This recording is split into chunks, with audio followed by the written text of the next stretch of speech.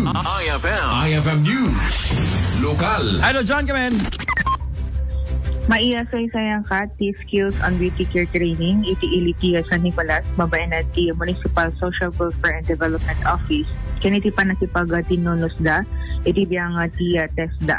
Nang rugida ito, iti February 26, ket aglepas into no March 11, ket mang angay da ito, iti Ferdinand E. Marcos Mini Cultural and Sports Center. Umabot ti 24 partisipante ti makipagpaspaset ang nakaibilangan nagiti indigents, persons with disabilities, solo parents, ken out of school youth. Kalikagom tinasawa training ang makasursuro dagiti partisipante kadagiti basic beauty care kasi ti panag-manicure, pedicure, hairdo, make-up, and nadadumapan ngay sunto ti mabalin pagsapulan da ng nangrunan o danton ti certificate da ang maipaay. Pinagyamanan met nagiti partisipante diti programa ta malaksid kadagiti dati na trabaho da ket manayunan pa dagiti laing ken diskarte da nga agsapol.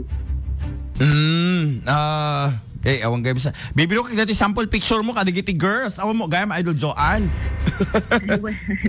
Dalipatam. Dati laing ti. Na? Dati laing ti material Idol Bernard dagiti imo una nga nakipagpaset ka dati training. Ay, deta iso deta. Oh, okay. Iso deta yan hanga regional deta okay. Nalipatam nga inyan check sa ko ka birbiro ka tatikit aw mo langin makita kon. Alright, agor kaya tay ipakita tay man dito nagkakapintas. Kitakman no napintas mo lang ti. Ne, detan tay darnada na tilikudnan. Alright, ayun. Damili Festival ay talikudnan. Digita iso da lang 2 4 6 8 10 12 14 16 17 or official sapay dito may naka-ID mat. Ayan, Idol Joanne. Manong nga barangay sa ito na kaberan na? Bale 24 amin dagiti participants Idol Bernard.